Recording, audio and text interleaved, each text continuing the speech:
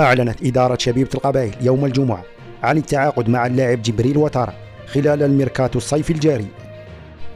ويواصل الفريق القبائلي تربصه بتركيا في يومه السابع على أمل جاهزيته للموسم الكروي الجديد، حيث يستهدف الأدوار الأولى.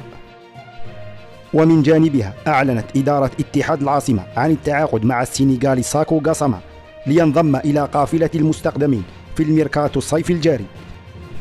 ومن المنتظر أن يخلف اللاعب السنغالي الذي يملك الجنسية الإسبانية المالي عبد الله كانو الذي رحل عن صفوف الفريق العاصمي نهاية الموسم الماضي.